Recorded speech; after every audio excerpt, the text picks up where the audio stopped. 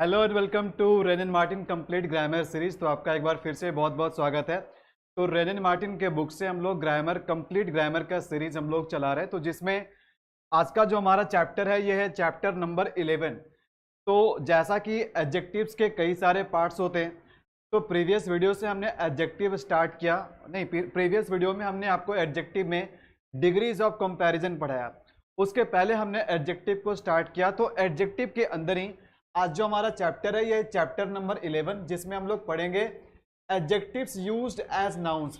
क्या एडजेक्टिव को हम नाउन के रूप में यूज कर सकते हैं। तो ध्यान रखेंगे कि किसी भी वर्ड के किसी भी सेंटेंस में किसी भी वर्ड को अलग अलग पार्ट्स ऑफ स्पीच के रूप में यूज किया जा सकता है, और यहीं पर हम फेल कर जाते हैं समझने में। तो एक बात बिल्कुल ध्यान रखना है कि किसी भी वर्ड का एक यूज या एक मीनिंग नहीं होता है। कई तरीके से हम सेंटेंस में यूज कर सकते हैं, कई तरह के मीनिंग हो सकता है।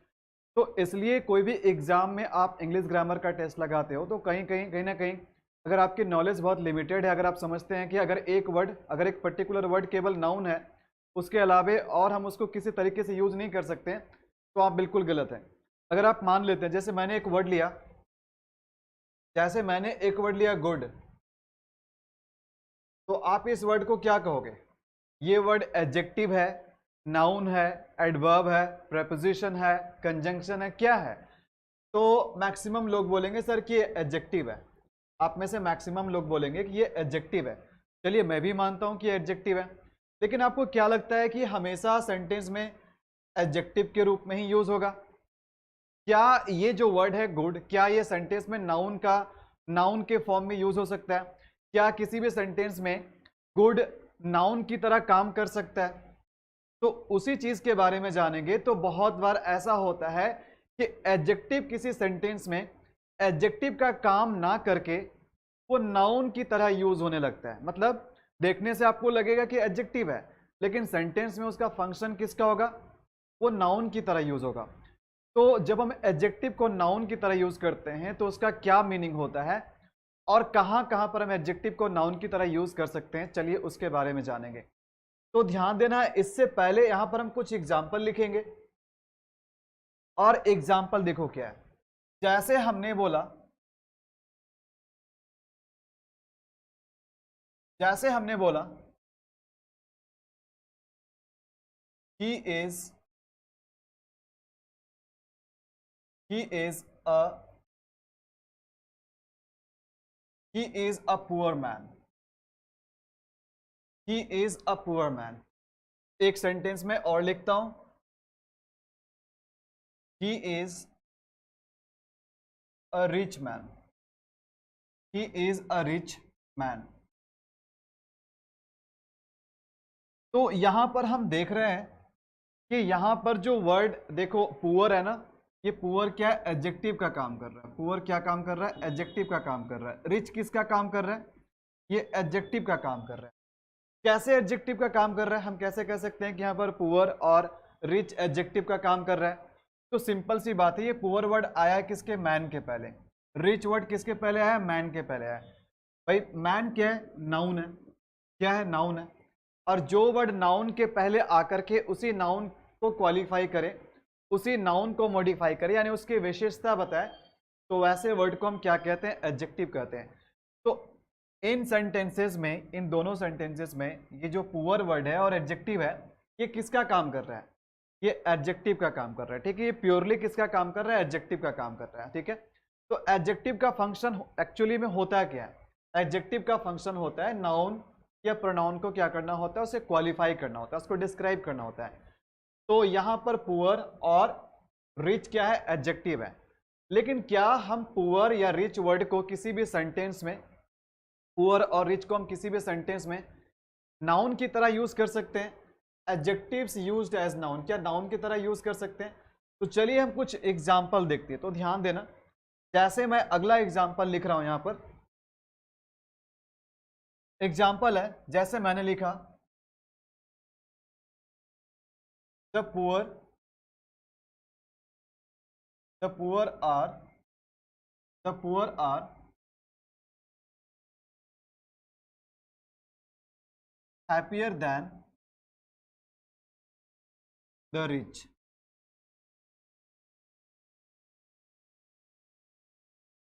The poor are happier than the rich. तो यहां पर जो सेंटेंस हमने लिखा, एक ही सेंटेंस में हमने पुअर वर्ड का भी यूज किया और रिच वर्ड का भी यूज किया।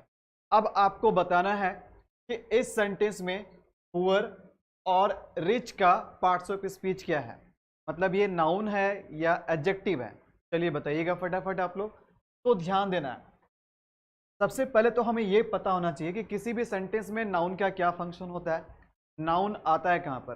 तो किसी भी सेंटेंस में नाउन आएगा सब्जेक्ट के जगह पे, या फिर नाउन आएगा ऑब्जेक्ट के जगह पे, या फिर नाउन कभी कभी प्रेपोजिशन का ऑब्जेक्ट बन करके आता है प्रेपोजिशन के बाद। तो सिंपल सी बात है कि अगर ये एडजेक्टिव का काम करेगा तो ये किसी दूसरे नाउन के साथ जुड़ा हुआ रहेगा। लेकिन अगर ये वर्ड पुअर या रिच अगर सेंटेंस में अकेले यूज हुआ है तो इसका मतलब है कि यही क्या कर रहा है, यही काम कर रहा है आपका नाउन का। और कैसे हम जानेंगे कि नाउन का काम कर रहा है? हमें देखना होगा क्या वो सब्जेक्ट के जगह पे आ रहा है, क्या वो ऑब्जेक्ट के जगह पे आ रहा है। तो यहां पर हम बोल रहे हैं the poor are happier than the rich. सबसे पहली बात है कि ये जो आर्टिकल द है, ये आर्टिकल हम किसके पहले लगाते हैं? ये नाउन के पहले लगाते हैं। ये आर्टिकल द किसके पहले लगाते हैं? नाउन के पहले लगाते हैं। तो यहां पर पुअर वर्ड से पहले आर्टिकल द लगा हुआ है, तो इसका मतलब है कि कहीं ना कहीं हम यहां पर पुअर वर्ड को एडजेक्टिव की तरह यूज नहीं कर रहे हैं बल्कि नाउन की तरह यूज कर रहे हैं। तो पहला हिंट तो ये मिल गया कि इसके पहले द लगा हुआ है, इसके पहले द लगा हुआ है। और आर्टिकल द हम किसके पहले लगाते हैं? नाउन के पहले लगाते हैं। दूसरा देखो हिंट क्या है, दूसरा हिंट है कि पुअर जो ये सब्जेक्ट के जगह पे आ रहा है। कहां पर आ रहा है? सब्जेक्ट के जगह पे आ रहा है। ये सेंटेंस का सब्जेक्ट कौन है? जो पुअर है। तो हम जानते हैं कि सब्जेक्ट के जगह पे आने का जो अधिकार है ना, वो या तो नाउन का या तो प्रोनाउन का है। तो इसका मतलब है कि पुअर यहां पर नाउन का काम कर रहा है, तभी ये सब्जेक्ट के जगह पे आ पा रहा है। बात समझ में आ रही है? वहीं देखा जाए तो यहां पर देखो रिच वर्ड से पहले भी आर्टिकल लगा हुआ है, और ये देखो प्रीपोजिशन देन के बाद आ रहा है। तो प्रीपोजिशन के बाद भी अगर कोई वर्ड आता है तो वो या तो नाउन होगा या तो प्रोनाउन होगा। तो यहां पर देखो रिच क्या है, ये प्रीपोजिशन के बाद आ रहा है, तो पक्का क्या है, ये भी नाउन की तरह यूज हो रहा है। ठीक है, ये भी नाउन की तरह यूज हो रहा है और प्रीपोजिशन के ऑब्जेक्ट के रूप में यूज हो रहा है। तो हम कह सकते हैं कि इस सेंटेंस में जो हमारा दो वर्ड है, ये दो वर्ड क्या है, पुअर और रिच है, ये किसका काम कर रहा है? ये काम कर रहा है नाउन का। देखने से आपको क्या लग रहा है? देखने से लग रहा है कि ये एडजेक्टिव है, बट ये काम एडजेक्टिव का नहीं कर रहा है। अगर ये एडजेक्टिव का काम कर रहा है तो बताना कि रिच किसका विशेषता बता रहा है। इसके बाद तो कोई नाउन है नहीं, तो ये रिच नाउन का काम कर रहा है, और पुअर भी क्या कर रहा है? नाउन का काम कर रहा है। ये भी क्या कर रहा है? ये भी नाउन का काम कर रहा है। बात समझ में आ रही है? तो वैसे जब यहां पर जब हम बोल रहे हैं द पुअर, तो ध्यान देना कि जब भी हम किसी एडजेक्टिव के पहले आर्टिकल द लगाते हैं, ध्यान देना बहुत इंपॉर्टेंट चीज है, बहुत बार यहां से क्वेश्चन आता है आपके एग्जाम में। तो अगर हम आर्टिकल द लगाते हैं किसके पहले? एडजेक्टिव से पहले। एडजेक्टिव से पहले किसके पहले लगाते हैं? एडजेक्टिव से पहले। तो ये बात बिल्कुल ध्यान में रखना है, बहुत इंपॉर्टेंट चीज है कि द प्लस एडजेक्टिव, ये पता है क्या बन जाता है? ये बन जाता है प्लूरल नाउन। ये बन जाता है प्लूरल नाउन। ये बन जाता है plural noun. The plus adjective equal to plural noun. और पता है क्या करता है ये प्लूरल नाउन? फिर ये क्या करता है, मतलब ये द प्लस एडजेक्टिव जब प्लूरल नाउन बन जाता है तो ये काम क्या करता है? ये कंप्लीट क्लास को बताता है, ये होल क्लास को डिनोट करता है। होल क्लास को डिनोट करता है, होल क्लास को डिनोट करता है। तो यहां कहने का मतलब देखो, सेंटेंस का मतलब क्या है कि गरीब लोग जो होते हैं ना, वो अमीर लोग से ज्यादा खुश होते हैं। तो जब हम बोल रहे हैं गरीब लोग जो होते हैं अमीर लोग से ज्यादा खुश होते हैं, तो इसका मतलब हम किसी एक गरीब या एक अमीर की बात नहीं कर रहे हैं। जब मैं बोल रहा हूँ गरीब लोग, तो इसमें सभी गरीब लोग शामिल हो रहा है, जितने भी गरीब का जाति है सब शामिल हो जा रहा है। होल क्लास का मतलब क्या? Complete class. जब मैं रिच बोल रहा हूँ ना, अमीर लोग, तो सभी रिच शामिल हो जा रहे हैं। तो सिंपल सा तरीका है कि अगर आप एडजेक्टिव से पहले द लगा दोगे तो वो बन जाएगा प्लूरल नाउन। ये और ये प्लूरल नाउन उसके कंप्लीट क्लास को क्या करेगा? डिनोट करेगा। तो इस तरीके से पहला रूल ये है कि हम एडजेक्टिव को नाउन की तरह यूज कर सकते हैं, बशर्ते उसके पहले हमें द लगाना पड़ेगा। और जैसे द लगाएंगे तो प्लूरल नाउन बन करके हम पूरे कम्युनिटी को डिनोट करने का काम करेंगे। बात समझ में आ रही है? तो वैसे ही यहां पर देखा जाए तो यहां पर लिखा हुआ द पुअर, तो यहाँ द पुअर का मतलब क्या हुआ, यहाँ पर द पुअर का मतलब हुआ पुअर पीपल। यहाँ द पुअर का मतलब हो गया पुअर पीपल, यानी कि रुको, यहाँ द पुअर का मतलब हुआ पुअर पीपल यानी गरीब लोग। यानी कि इससे क्या हुआ, इससे पूरे के पूरे गरीब जाति को डिनोट कर दिया। अगर मैं यहां पर द रिच बोलता हूं, द रिच बोलता हूं, तो द रिच का मतलब क्या हो गया, रिच पीपल, रिच पीपल हो गया। तो यहां पर जब यहां पर हमने लिखा द पुअर और द रिच, तो इसमें अलग से पीपल वर्ड लगाने का जरूरत नहीं है, क्योंकि जैसे ही द लगाते हैं ना तो कंप्लीट कम्युनिटी को बताता है, तो इसमें पीपल का मीनिंग पहले से आ जाता है। ठीक है, तो द पुअर मतलब पुअर पीपल और द रिच मतलब रिच पीपल। बात समझ में आ रही है? तो इस तरीके से हम एडजेक्टिव का यूज नाउन के रूप में कर सकते हैं। चलिए कुछ और एग्जांपल लेते हैं। जैसे कुछ और एग्जांपल की अगर हम बात करें, तो जैसे ध्यान देना, जैसे हम यहां पर बोल रहे हैं द ब्रेव, सबसे पहले जैसे हमने लिखा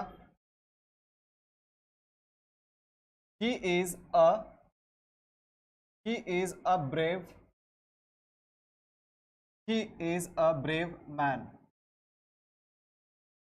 he is a brave man, वह एक बहादुर आदमी है। तो यहां पर ब्रेव किस तरह से यूज हो रहा है, आप कहेंगे सर कि ब्रेव यहां पर एडजेक्टिव के फॉर्म में यूज हो रहा है। ब्रेव क्या है, एडजेक्टिव है। भाई कैसे एडजेक्टिव है, क्योंकि ये मैन जो है ना, ये क्या नाउन है, ये नाउन को क्वालिफाई कर रहा है।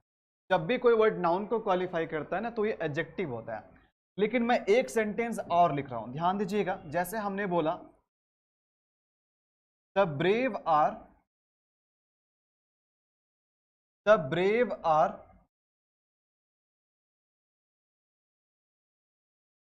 admired everywhere, admired everywhere, the brave are admired everywhere, यानी बहादुर लोगों की प्रशंसा हर जगह होती है। तो एक बात आप मुझे बताना, यहां पर जो हमने लिखा द ब्रेव, तो हमने क्या किया भाई, ब्रेव पहले से क्या एडजेक्टिव है और इसके पहले हमने द लगा दिया। तो जैसे ही हमने यहां पर एडजेक्टिव के साथ द लगाया, तो ये क्या बन गया, ये बन गया प्लूरल नाउन। ये बन गया क्या, प्लूरल नाउन बन गया, ये बन गया प्लूरल नाउन। और इसका मीनिंग क्या हो गया, द ब्रेव का मीनिंग क्या हुआ, द ब्रेव का मीनिंग हो गया क्या, ब्रेव पीपल का मीनिंग हो गया ब्रेव पीपल, ब्रेव पीपल। अलग से सेंटेंस में पीपल लगाने की जरूरत नहीं है। The brave are admired everywhere मतलब बहादुर लोगों की हर जगह प्रशंसा होती है। बात समझ में आ रही है? एक बात और ध्यान रखना, जैसे ही हम एडजेक्टिव के साथ द लगाते हैं, तो ये ऑटोमेटिक प्लूरल नाउन बन जाता है। तो इसमें कभी भी ऐसा गलती मत करना, इसमें कभी भी ऐसा गलती मत करना कि इसमें अलग से आप एस या ईएस लगा दो। इसमें एस या ईएस नहीं लगाना, क्योंकि सबसे पहली बात हम एडजेक्टिव को नाउन बना रहे हैं, और वैसे भी एडजेक्टिव के फॉर्म में हम जल्दी एस या ईएस लगाते नहीं है। ठीक है, और सबसे बड़ी बात है कि ये ऑटोमेटिक प्लूरल हो गया है, तो अलग से एस या ईएस मत लगाना। बात समझ में आ रही है? दूसरी बात हमेशा ध्यान रखना, ये तो आपको काम नहीं करना है। दूसरी बात ध्यान रखना है कि इसके साथ हमेशा प्लूरल वर्ब लगाना। पीवी का मतलब हो गया प्लूरल वर्ब, यानी कैसे कैसे हम गलतियां कर सकते हैं। देखिए मैं आपको बताता हूं कैसे कैसे गलतियां यहां पर हम कर सकते हैं, ध्यान दीजिएगा। जैसे हमने बोला,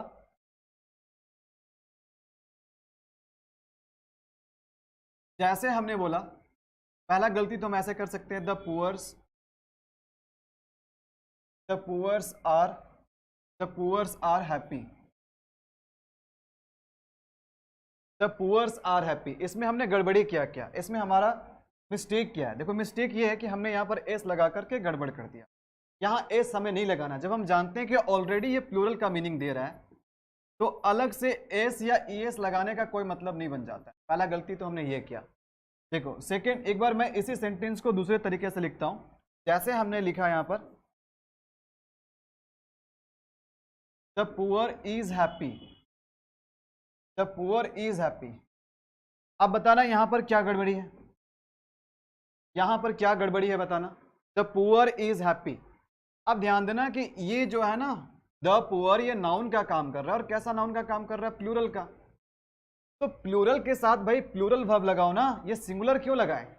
तो यहां पर क्या करना पड़ेगा, द पुअर के साथ, जो कि प्लूरल है, तो यहाँ इज के जगह पे आपको आर लगाना पड़ेगा। तो देखो जितने पॉसिबल तरीके से क्वेश्चन को घुमाया जा सकता है आपको फंसाने के लिए, मैं सारा चीज बता रहा हूं। तो इन बातों पे बिल्कुल आपको ध्यान रखना है, ठीक है, इन बातों पे आपको बिल्कुल ध्यान रखना है। बात समझ में आ रही है, क्लियर है? ठीक है, चलिए, आई होप कि आपको ये बात समझ में आ रही है। तो यहां तो आप समझ गए कि कब कब हम लोग कैसे एडजेक्टिव को नाउन की तरह यूज कर सकते हैं। तो मैंने क्या बोला कि द लगाकर, एडजेक्टिव के पहले द लगाओगे तो वो प्लूरल नाउन का काम करेगा और केवल प्लूरल के जैसा यूज होगा, वो सिंगुलर के फॉर्म में यूज नहीं हो सकता है।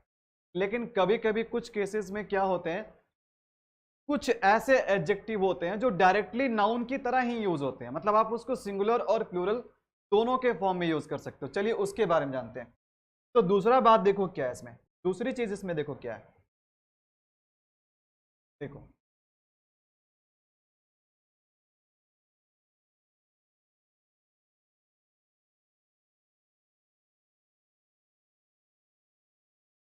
some adjectives some adjectives some adjectives are used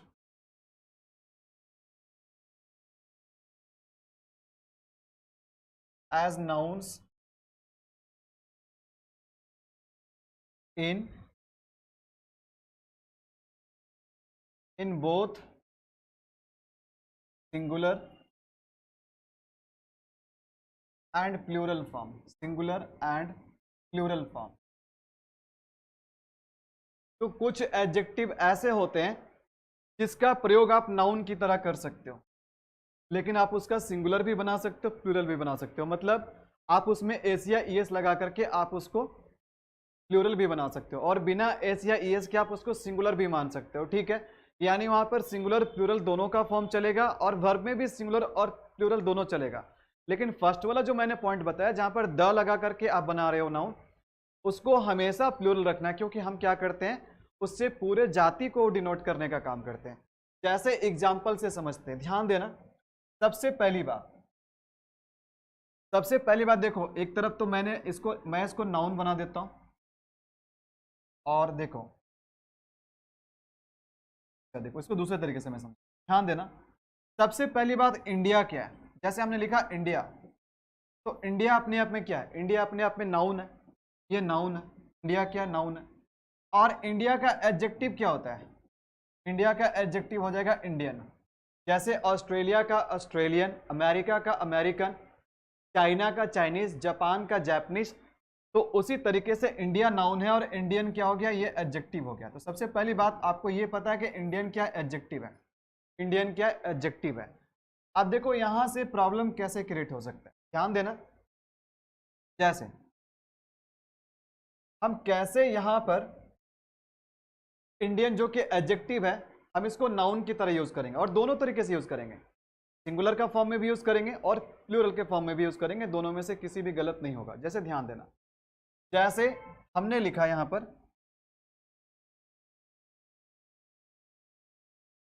he is an Indian,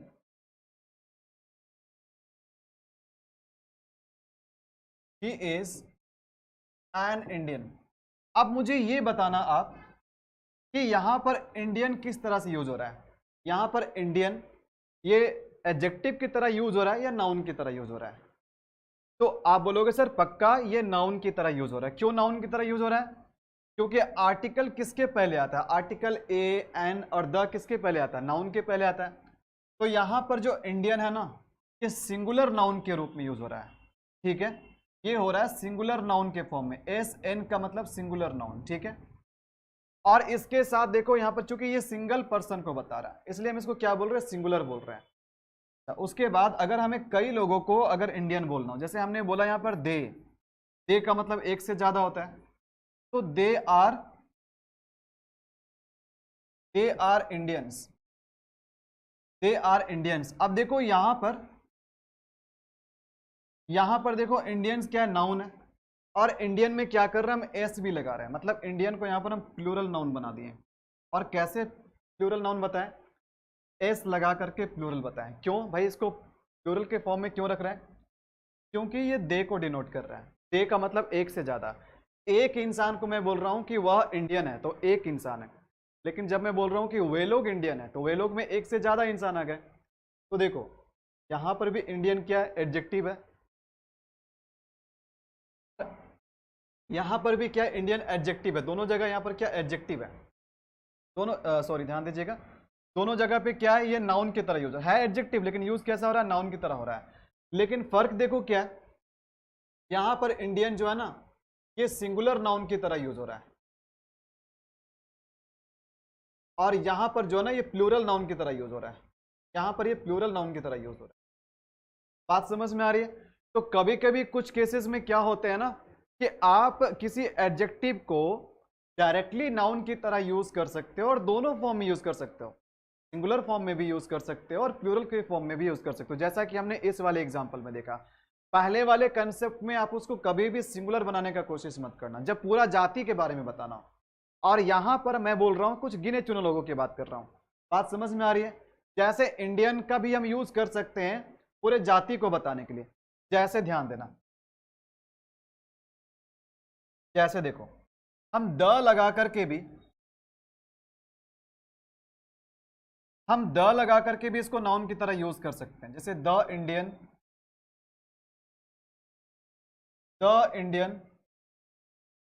are hard working. The Indian are hard working.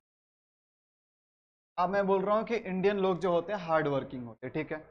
तो यहां पर हम क्या बताने का कोशिश कर रहे हैं? हम किसी एक दो इंडियन की बात कर रहे हैं कि सभी इंडियन की बात कर रहे हैं? तो आप बोलोगे ऑब्वियसली आप सभी इंडियन की बात कर रहे हैं, आप पूरे इंडियन कम्युनिटी की बात कर रहे हैं, कंप्लीट क्लास की बात कर रहे हैं। तो जब कंप्लीट क्लास की बात करेंगे ना तो ये ऑलरेडी प्लूरल है। ये जो है ना ये ऑलरेडी प्लूरल है। मैं लिख देता हूं ऑलरेडी प्लूरल है। आप गलती से भी इसको प्लूरल बनाने का कोशिश मत करना। भाई प्लूरल बनाने की गलती कैसे करी जाती है? देखो कैसे करी जाती है। जैसे हमने यहां पर लिखा द इंडियन, और आप थोड़ा सा निकल गए होशियार, आपने क्या किया? यहां पर आपने एस लगा दिया। तो ऐसी गलती नहीं करना है, एस वेस लगाने की गलती नहीं करना बाबू, ऑलरेडी प्लूरल हो जाएगा इस सेंस। बात समझ में आ रही है? आई होप आपको समझ में आ गई। कुछ बातें और ध्यान दीजिएगा। तो यहां तक क्लियर है? तो कभी कभी होते क्या है कि कुछ ऐसे एडजेक्टिव्स होते हैं, मतलब आप डायरेक्टली उसको नाउन की तरह यूज कर लो, भाई सिंगुलर का रूप में कर लो, प्लूरल का रूप में कर लो, दोनों चलेगा। ये बात क्लियर है? कुछ और एग्जाम्पल मैं लेता हूं, ध्यान दीजिएगा।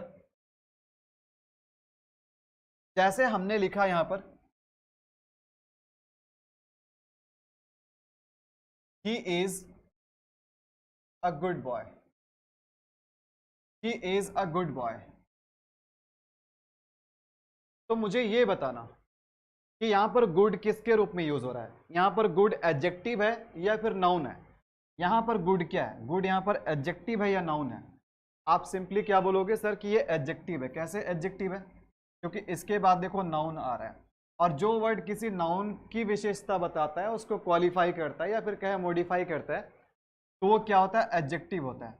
ये क्या है? ये एडजेक्टिव है। बात क्लियर है? लेकिन अब देखो मैं दूसरा एग्जांपल लिखता हूं। जैसे I am telling you, I am telling you this for your good. I am telling you this for your good. अब मुझे ये बताना कि यहां पर जो हमने गुड का यूज किया है, जैसे हमने गुड का यहां पर यूज किया, अब मुझे बताना यहां पर ये जो गुड है ये नाउन का काम कर रहा है या एडजेक्टिव का काम कर रहा है? आप मुझे ये बताइएगा। अगर वो एडजेक्टिव का काम कर रहा है तो किसकी विशेषता बता रहा है? उसके बाद कोई नाउन है क्या? यहां देखो गुड एडजेक्टिव का काम कर रहा है ना, तो ये इस बॉय का यानी इस नाउन की विशेषता बता रहा है। अगर आप बोलोगे सर कि यहां पर भी गुड क्या है? ये एडजेक्टिव है, तो मुझे ये भी बता देना कि ये किसकी विशेषता बता रहा है। ये तो किसी की विशेषता नहीं बता रहा है, और वैसे भी इसके बाद कोई नाउन नहीं आया जिसका विशेषता बताए, और वैसे भी ये प्रेपोजिशन के बाद आ रहा है, और वैसे भी ये एक योर एक डिटरमिनर के बाद आ रहा है। तो किसी प्रेपोजिशन किसी डिटरमिनर के बाद कोई जो वर्ड आता है ना वो नाउन होता है। तो यहां पर जो गुड है ये यूज हो रहा है नाउन की तरह, यहां जो गुड है ये नाउन की तरह यूज हो रहा है। तो सेम वर्ड है, वही वर्ड है, यहां पर वो वर्ड एडजेक्टिव का काम कर रहा है और यहां पर वो वर्ड क्या कर रहा है, नाउन की काम कर रहा है। तो ध्यान दीजिएगा, एक वर्ड का फंक्शन अलग अलग सेंटेंस में अलग अलग फंक्शन हो सकता है, बिल्कुल रट करके नहीं चलना कि ये क्या होगा कि अलग अलग जगह पे सेम फंक्शन होगा, सेम फंक्शन कभी भी नहीं होता है। तो ये बात आपको समझ में आ गया, चलिए यहां तक क्लियर है। तो यहां पर गुड का मीनिंग क्या हो रहा है, जब देखो जब गुड अगर गुड नाउन का काम करे तो इसका क्या मतलब होता है, गुड अगर नाउन का काम करे, नाउन का काम करे तो इसका मतलब क्या होता है, तो इसका मतलब होता है बेनिफिट, इसका मतलब होता है बेनिफिट, ठीक है। या फिर इसका मतलब होता है क्वालिटी ऑफ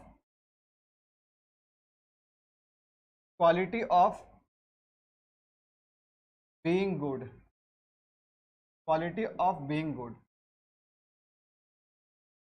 ठीक है। और इसका मतलब आप वेल बीइंग भी कह सकते हैं, इसका मतलब आप वेल बीइंग भी कह सकते हैं। बात समझ में आ रही है। या फिर इसका मतलब आप मोरल बिहेवियर भी कह सकते हैं, मोरल बिहेवियर। तो देखो जब गुड जो है वो नाउन की तरह काम करता है तो कितने सारे मीनिंग हो जाते हैं। मोरल बिहेवियर, मोरल बिहेवियर का मतलब जिसकी आचरण अच्छी हो, जो लोगों के साथ अच्छे से व्यवहार करता हो। बात समझ में आ रही है। तो इस सेंटेंस का मतलब है, यहां पर देखो मतलब क्या, he is a good boy, मतलब वह एक अच्छा लड़का है। यहां मीनिंग निकल रहा है I am telling you this for your good, मैं ये चीज तुमको बता रहा हूं तुम्हारे भलाई के लिए। तो यहां पर जो गुड है ना, यहां पर गुड का मीनिंग निकल रहा है भलाई, गुड का मीनिंग क्या निकल रहा है, भलाई निकल रहा है। मतलब वेल विशिंग आप कह सकते हो, या फिर आप यहाँ पर बेनिफिट भी कह सकते हो, यहाँ पर आप बेनिफिट भी कह सकते हो। मतलब मैं ये सारा चीज कर रहा हूँ, मैं ये सारा चीज बता रहा हूँ तुमको तुम्हारे भलाई के लिए भाई, तुम्हारे बेनिफिट के लिए। तो गुड जो है ना ये नाउन का भी काम करेगा, नाउन का भी काम कर सकता है। तो इसका मीनिंग ये सारा होगा, benefit, quality of being good, या फिर वेल बीइंग, या फिर मोरल बिहेवियर। तो ये सारा चीज बताने का काम करता है जब ये नाउन की काम करता है। बात समझ में आ रही है। तीसरी बात यहां पर जानना है कि कभी कभी जो एडजेक्टिव है वो किसी फ्रेज में डायरेक्टली वो नाउन की तरह यूज होते हैं।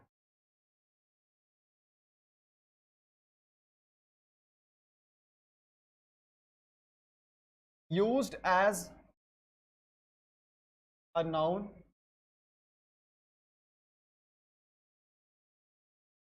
इन some phrases, in some phrases, कुछ फ्रेजेस में डायरेक्टली ये नाउन की तरह यूज होते हैं। देखो जैसे फ्रेजेस का एग्जांपल है, जैसे हमने बोला फॉर गुड, फॉर गुड एक फ्रेज है, ठीक है।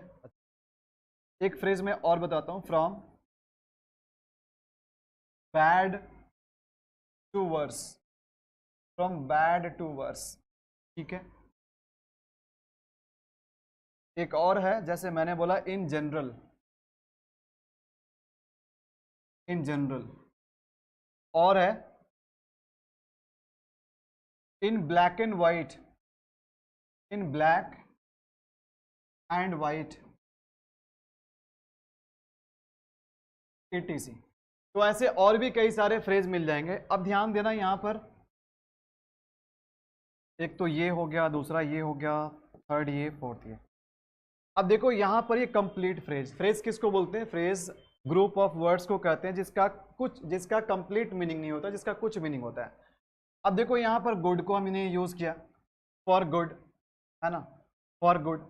तो गुड किसके बाद है, प्रेपोजिशन के बाद है। तो यहां पर इस फ्रेज के अंदर ये कंप्लीट क्या है, ये कंप्लीट फ्रेज है। और इस फ्रेज के अंदर जो हमने गुड वर्ड का यूज किया है वो किस तरीके से यूज हो रहा है, ये नाउन के रूप में यूज हो रहा है या फिर ये एडजेक्टिव के रूप में यूज हो रहा है। आप कहोगे सर कि ये नाउन के रूप में हो रहा है, क्यों हो रहा है, क्योंकि इसके बाद कोई दूसरा नाउन है नहीं। ये किसकी विशेषता बता रहा है, किसी की नहीं बता रहा है। और ये फॉर गुड जो है ना, इस फ्रेज का मतलब होता है फॉर एवर। इसका मतलब होता है फॉर एवर यानी हमेशा के लिए। फॉर गुड का मतलब होता है फॉर एवर। जैसे बोलते हैं ना, he left his country for good. अगर मैं बोल रहा हूं कि he left his country for good, मतलब उसने अपने देश को छोड़ दिया भलाई के लिए नहीं, उसने अपने देश को छोड़ दिया हमेशा के लिए। तो फॉर गुड, देखो फॉर गुड का मतलब होता है फॉर एवर। अब यहां पर देखो, फ्रॉम बैड टू वर्स में बैड और वर्स क्या है? बैड और वर्स देख करके तो एडजेक्टिव लग रहा है, लेकिन ये भला किसी प्रेपोजिशन के बाद कैसे आ सकता है? ये प्रेपोजिशन के बाद तभी आ सकता है जब ये नाउन की तरह भी फंक्शन करे। तो यहां पर बैड टू वर्स जो है ना, ये जो बैड है ये भी नाउन का काम कर रहा है, और वर्स ये भी क्या कर रहा है? नाउन का काम कर रहा है। इन जनरल में देखो, जनरल वैसे क्या है, जैसे हम लोग बोलते हैं जनरल पीपल, तो जनरल क्या है? ये एडजेक्टिव है, लेकिन यहाँ पर एडजेक्टिव की तरह नहीं, यहाँ पर ये नाउन की तरह यूज हो रहा है। उसके बाद इन ब्लैक एंड व्हाइट, तो ब्लैक मुझे बताना, ब्लैक एडजेक्टिव है कि नहीं है? भाई बिल्कुल है, लेकिन यहाँ पर ब्लैक या व्हाइट एडजेक्टिव की तरह नहीं, बल्कि ये एक नाउन की तरह यूज हो रहा है। कैसे? एक तो ये प्रेपोजिशन इन के बाद आ रहा है, दूसरी बात कि दोनों के बीच में क्या कंजंक्शन एंड लगा हुआ है, तो कंजंक्शन एक तरह से कहीं ना कहीं क्या करेगा? दो नाउन को जोड़ेगा। तो यहाँ पर क्या कर रहा है? ये ब्लैक एंड व्हाइट ये दोनों नाउन की तरह यूज हो रहा है। वैसे इन ब्लैक एंड व्हाइट एक इडियम है, एक मुहावरा है, जिसका मतलब होता है इन रिटेन और इन प्रिंटेड फॉर्म। अगर कोई भी चीज रिटेन फॉर्म में या प्रिंटेड फॉर्म में है तो उसी को हम क्या बोलते हैं? Black and white. और ब्लैक एंड व्हाइट का एक और, इन ब्लैक एंड व्हाइट का एक और मतलब होता है टू हैव क्लियर चॉइस, मतलब एक ऐसी मतलब एक साफ सुथरा चॉइस होना, मतलब एक ऐसी चॉइस होना अपने पास जिसमें कोई कंफ्यूजन ना हो। तो इन ब्लैक एंड व्हाइट का दो मीनिंग होता है, इस मुहावरे का दो मीनिंग होता है। एक तो मीनिंग होता है इन रिटन फॉर्म, और दूसरा मीनिंग होता है इसका to have clear choice without any confusion. तो इसका ये दो मतलब होता है। तो आई होप आपको समझ में आ गया। तो कुल मिला करके हम जो है किसी भी एडजेक्टिव को नाउन की तरह यूज कर सकते हैं तीन जगह और तीन तरीके से, तीन जगह तीन तरीके से। पहला तो क्या है? पहला है the plus adjective equal to plural noun, equal to plural noun. और यहां पर हम क्या करते हैं? कंप्लीट कम्युनिटी बताने का काम करते हैं। दूसरा कि हम as nouns both singular and plural, हम एडजेक्टिव को डायरेक्टली नाउन की तरह यूज कर सकते हैं, और दोनों फॉर्म में, सिंगुलर के फॉर्म में भी और प्लूरल के फॉर्म में भी। इसमें केवल प्लूरल, इसमें केवल प्लूरल, देखो ओनली का मतलब क्या हो गया? इसमें केवल प्लूरल के फॉर्म में आपको यूज करना है। बट हाँ, अगर आपको पूरा कम्युनिटी नहीं बताना हो तो आप डायरेक्टली एडजेक्टिव की तरह, डायरेक्टली आप नाउन की तरह यूज कर सकते हो। जरूरत के हिसाब से आप सिंगुलर फॉर्म में भी बना सकते हो, प्लूरल फॉर्म में भी बना सकते हो, ठीक है। उसके बाद थर्ड चीज देखो क्या है। थर्ड है इन some phrases, in some phrases, कुछ कुछ फ्रेजेस में भी हम क्या कर रहे हैं? हम डायरेक्टली यूज कर ले रहे हैं एडजेक्टिव को नाउन की तरह। तो बिल्कुल आपको ये बात समझ में आ गई। बहुत छोटा सा चीज था, बट मैंने थोड़ा टाइम लिया समझाने के लिए, क्योंकि समझने और समझाने में जितना समय दे सकते दीजिए। जो लोग समझने या समझाने में टाइम नहीं देते ना, यकीन मानिए कि फिर उसको दोबारा सीखना ही पड़ता है। जो एक बार में टाइम नहीं देते ना, वो इंसान उसी चीज को 4 बार सीखता है, तब जाकर समझ में आता है। तो बेटर है कि फर्स्ट टाइम ही थोड़ा टाइम दे दो भाई, ताकि चीजें समझ में आ जाए। तो आई होप कि नेक्स्ट टाइम से अगर ऐसे चीजें आती है तो आप समझ जाओगे कि कौन यहाँ पर एडजेक्टिव है और कौन यहाँ पर नाउन है, क्योंकि यहाँ से क्वेश्चन बिल्कुल बनते हैं। मैंने कई सारे प्रीवियस ईयर के एग्जाम में क्वेश्चन देखा है जहाँ पर एडजेक्टिव को नाउन की तरह यूज करके कंफ्यूज करने का कोशिश कर रहा है। तो आई होप कि आपको ये सारा बात समझ में आ गया होगा। आपको वीडियो कैसा लगा? अच्छा लगा तो लाइक और शेयर जरूर कीजिएगा। मिलेंगे आपसे अगले चैप्टर में। Till then it's a good bye.